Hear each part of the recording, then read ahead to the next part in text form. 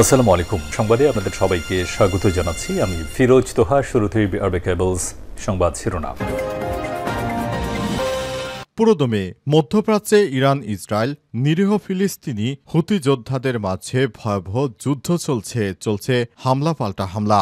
আর এরই মাঝে আমাদের হাতে এসে পৌঁছেছে যুদ্ধের সর্বশেষ গুরুত্বপূর্ণ সব থেকে তাজা আপডেট সংবাদ। প্রথমে আপনাদের জানাবো ইরানের হামলার পর ইসরায়েলিদের সাইপ্রাসে জমি কেনার হিড়িক, আরেক ফিলিস্তিন হবার আশঙ্কা। দ্বিতীয় বিশ্বযুদ্ধের সময় ইহুদিদের অন্যতম আশ্রয়স্থল ছিল ইউরোপের ছোট্ট দ্বীপরাষ্ট্র সাইপ্রাস। হিটলারের নাৎসি বাহিনীর হাত থেকে প্রাণে বাঁচতে ইহুদিরা সে সময় সেখানে আশ্রয় নিয়েছিল। তবে ইরানের হামলায় নেতানিয়াহু সহ অনেক ইহুদি সাইপ্রাসে আশ্রয় নিয়েছিল।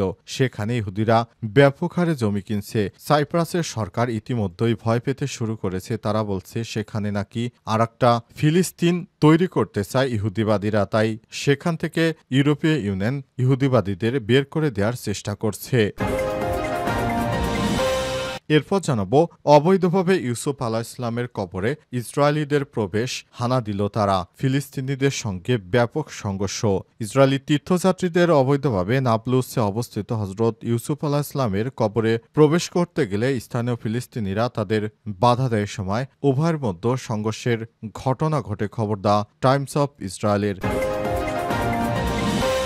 এদিকে দুর্নীতির মামলা স্থগিতের আবেদন খারিজ নেতানিয়াহুর। উইসার্ন বললেন ডোনাল্ড ট্রাম্প। ইসরায়েলের প্রধানমন্ত্রী বেঞ্জামিন নেতানিয়াহু তার বিরুদ্ধে দুর্নীতির চলমান মামলাগুলো কার্যক্রম 2 সপ্তাহের জন্য স্থগিত রাখতে আদালতে আবেদন করেছিলেন। তবে সেই আবেদন খারিজ করে দিয়েছে দেশটির আদালত। এতে ফেঁসে গেলেও ইহুদিবাদী ইসরায়েলের প্রধানমন্ত্রী বেঞ্জামিন নেতানিয়াহু। এবারে জানাবো বাংলাদেশের প্রতিষ্ঠানের উপর ইউর নিষেধাজ্ঞা চায় ইউক্রেন। রাশিয়া দখলে থাকা ইউক্রেনীয় অঞ্চল থেকে সংগৃহীত গম বাংলাদেশে আমদানি হচ্ছে এমন অভিযোগে ইউরোপীয় ইউনিয়ন ইউএর কাছে বাংলাদেশের প্রতিষ্ঠানের উপর নিষেধাজ্ঞা আরোপের দাবি জানাচ্ছে ইউক্রেন। ইউক্রেনের দক্ষিণ এশিয়ার শীর্ষ কূটনৈতিক ও ভারতস্থ রাষ্ট্রদূত ওলেকজান্ডার পোলিশচুক এমন তথ্য নিশ্চিত করেছেন খবর রয়টার্সের। তারা বলছে রাশিয়া থেকে বাংলাদেশ গম কিনছে, তাই বাংলাদেশের উপর নিষেধাজ্ঞা চায় ইউক্রেন। এবং সর্বশেষ জানাবো আগামী রমজানের আগেই ভোট দিয়ে প্রধান উপদেষ্টাকে নজির স্থাপনের আহ্বান ফারুকের। আগামী জাতীয় সংসদ নির্বাচন ভোটের আগেই নির্বাচন দেওয়ার জন্য অন্তর্বর্তীকালীন সরকারের প্রতি আহ্বান জানিয়েছে বিএনপি নেতা জয়নুল আবেদিন ফারুক। অথচ তাকে যখন ওসি বিপ্লব পিটিয়েছিল তখন তিনি নির্বাচন চাননি, পালিয়েছিলেন। কিন্তু এখন ছাত্র জনতার আন্দোলনে ভালো অবস্থানে থাকায় তাই অন্তর্বর্তীকালীন সরকারকে নির্বাচনের জন্য চাপ প্রয়োগ করছেন। প্রিয় দর্শক, এতক্ষণ শুনছিলেন সংবাদ শিরোনাম, এবারে বিস্তারিত। তবে তার আগে বন্ধুরা অনুরোধ থাকবে এই সংবাদটিতে একটি লাইক দিন। এই চ্যানেলে আপনি নতুন হয়ে থাকলে আমাদের সংবাদটি দেখতে দেখতে চ্যানেলটি সাবস্ক্রাইব করে রাখুন। কমেন্ট করে বন্ধুরা আপনার মূল্যবান মতামত জানিয়ে দিন আপনি বিশ্বের কোন দেশ থেকে বা বাংলাদেশের কোন স্থান থেকে আমাদের সংবাদটি দেখছেন এবং শুনছেন। এবারে বিস্তারিত। ইরানের হামলার পর ইসরায়েলিদের সাইপ্রাসে জমি কেনার হিড়িক, আরেক ফিলিস্তিন হবার আশঙ্কা। দ্বিতীয় বিশ্বযুদ্ধের সময় ইহুদিদের অন্যতম আশ্রয়স্থল ছিল ইউরোপের ছোট দ্বীপরাষ্ট্র সাইপ্রাস। হিটলারের নাৎসি বাহিনীর হাত থেকে প্রাণে বাঁচতে সেই সময় লাখ লাখ ইহুদি এই দেশে আশ্রয় নেয়। সাম্প্রতিক ইরান ইসরায়েল সংঘাতের সময় ভয়াবহ ক্ষেপণাস্ত্র হামলার ঘটনার সময় অনেক ইসরায়েলি নাগরিক সাইপ্রাসে পাড়ি জমান। এমনকি শোনা যায় প্রধানমন্ত্রী বেঞ্জামিন নেতানিয়াহু আশ্রয়ের জন্য এই সময় সাইপ্রাসে গিয়েছিলেন। ফলে দেশটির সঙ্গে ইসরায়েলের সম্পর্ক দীর্ঘদিন ধরে উষ্ণ এবং সহানুভূতিশীল। তবে সাম্প্রতিক সময়ে ইসরায়েলি নাগরিকদের রিয়েল এস্টেট খাতে কার্যক্রম, বিনিয়োগ এবং জমি কেনার প্রবণতা সাইপ্রাসে নতুন করে উদ্বেগের সৃষ্টি করেছে। দেশটির বামপন্থী রাজনৈতিক দল আকেল সতর্ক করে বলেছেন, এই প্রবণতা রোধ না করলে একসময় সাইপ্রাসবাসীর হাত থেকে নিজেদের ভূখণ্ডই হাতছাড়া হয়ে যেতে পারে। কারণ তারা ফিলিস্তিনের গাজায় যে অবস্থা করেছে, সাইপ্রাসে সাইপ্রাসেরও একই অবস্থা করবে। ইউভুক্ত দেশ হিসেবে সাইপ্রাসে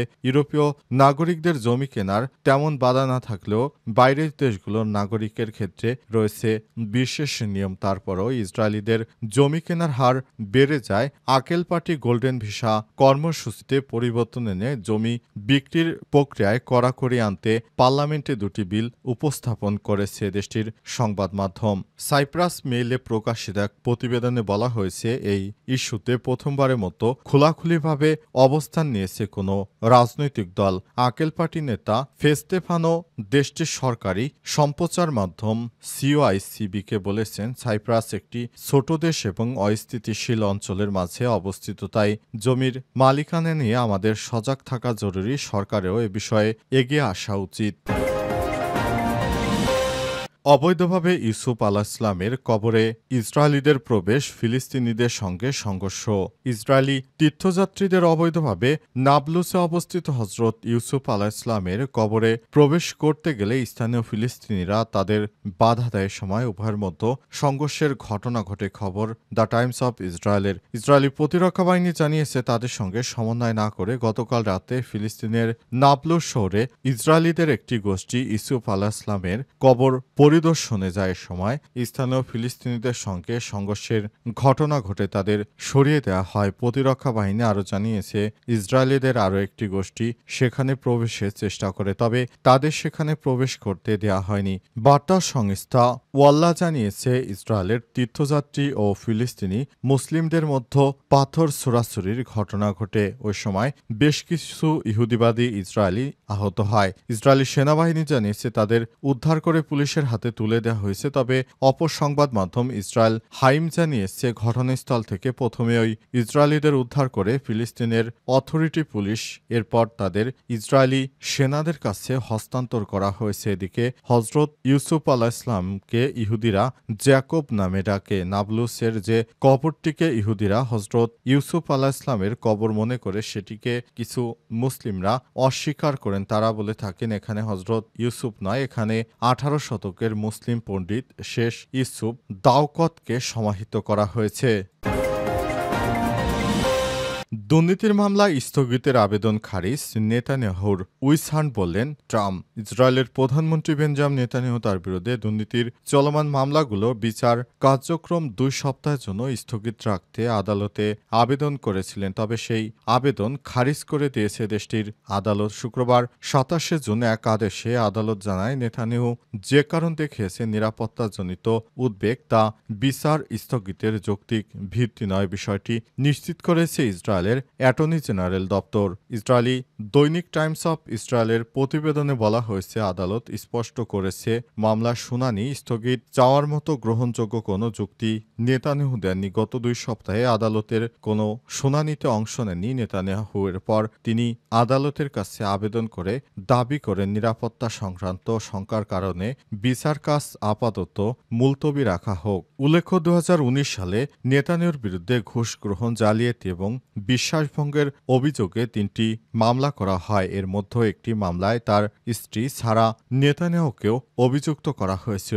অভিযোগগুলো হল, রাজনৈতিক সুবিধার বিনিময়ে দেশি বিদেশি ধনকুবেরদের কাছ থেকে নেতানিয়াহু দম্পতি প্রায় $2,60,000 মূল্যের সিগারেট, গয়না এবং শ্যাম্পেন উপহার হিসেবে নিয়েছেন। বাকি 2 মামলায় শুধু নেতানিয়াহু আসামি। 2020 সাল থেকে মামলাগুলো বিচার কাজ চলছে, তবে নেতানিয়াহু বরাবরই নিজেকে নির্দোষ দাবি করে আসছেন। এদিকে যুক্তরাষ্ট্রের প্রেসিডেন্ট ডোনাল্ড ট্রাম্প বলেছেন, নেতানিয়াহু ইহুদিবাদী ইসরায়েলের একজন জাতীয় বীর, তার বিরুদ্ধে সমস্ত মামলা প্রত্যাহার করা উচিত। আগামী রমজানের আগে ভোট নিয়ে প্রধান উপদেষ্টাকে নজির স্থাপনের আহ্বান ফারুকের। আগামী রমজান মাসের আগেই জাতীয় নির্বাচন দিয়ে প্রধান উপদেষ্টা অধ্যাপক ড. মোহাম্মদ ইউনূসকে নজির স্থাপনের আহ্বান জানিয়েছেন বিএনপির চেয়ারপারসনের উপদেষ্টা জয়নুল আবেদিন ফারুক। আজ দুপুরে জাতীয় প্রেস ক্লাবের এক আলোচনা সভায় আহ্বান জানান তিনি।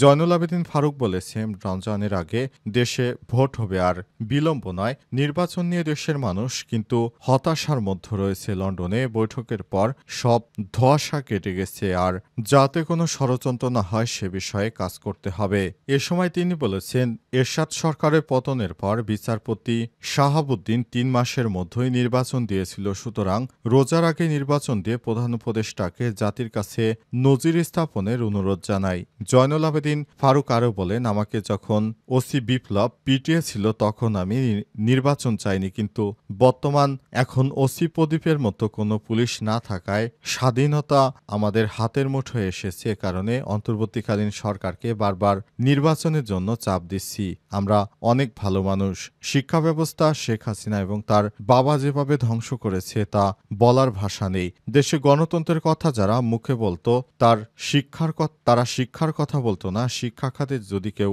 উন্নয়ন করতে না পারে তাহলে জাতীয় দেশের উন্নয়ন কখনোই সম্ভব নয়। তিনি আর বলেন, আমরা দ্রুত সময়ের মধ্যে নির্বাচন চাই। নির্বাচন ছাড়া বিএনপির আর কোনো কথা নেই। নির্বাচন হওয়ার পর নাকি বিএনপি সারা দেশে গাছ লাগাবে, তাহলে নির্বাচন ছাড়া কি গাছ লাগানো যায় না? এই প্রশ্ন বিএনপির কাছে।